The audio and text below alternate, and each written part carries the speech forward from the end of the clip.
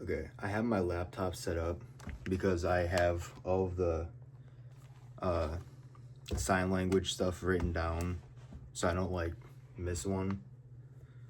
I'm also not gonna be perfect with the me actually signing it because I just learned them, so it's gonna take some time to perfect it. But for managing student behavior, there's like eyes on me, so you have like your two eyes and then their two eyes, and they're looking at each other, right? There's weight, so just kind of like putting your hands up and like shaking a little bit. At least it's my interpretation. For literacy development, there's read, which is like just your hand, and then like the eyes again, just kind of reading over it. So right after that, I have write, which is kind of the same thing with the paper, but like it looks like you're kind of drawing lines on it. For the managing student behavior, I mean, that's teachers kind of already use stuff like that in the classroom, like with clapping and stuff to like get attention.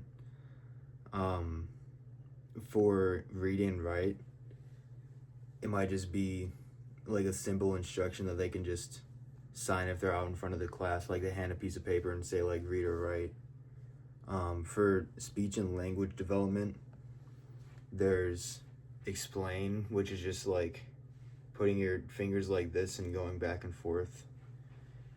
Repeat is like kind of the paper thing again and then hitting your hand.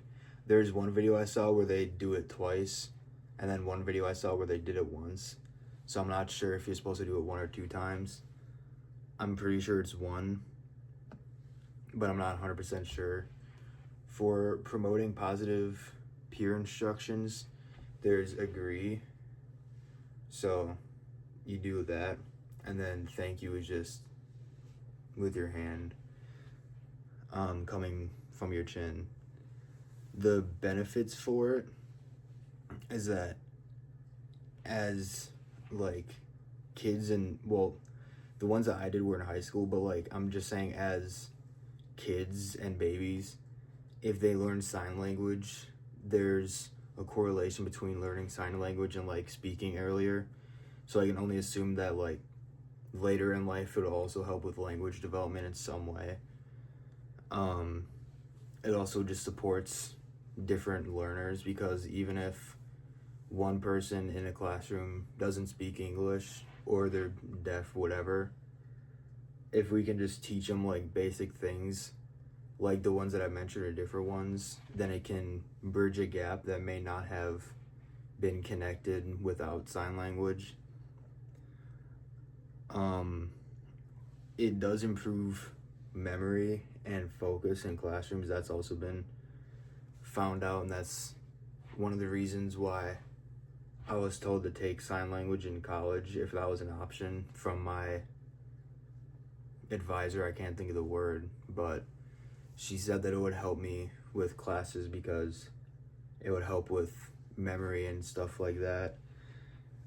It helps reduce classroom noise as well, because you don't have to talk. If you have to like say, okay guys, like pay attention to me, whatever, you can just use the sign language instead. Unless everyone else is being noisy, then you might have to, speak up and speak over them. But there's definitely times where you can, use a sign language instead of yelling it or whatever.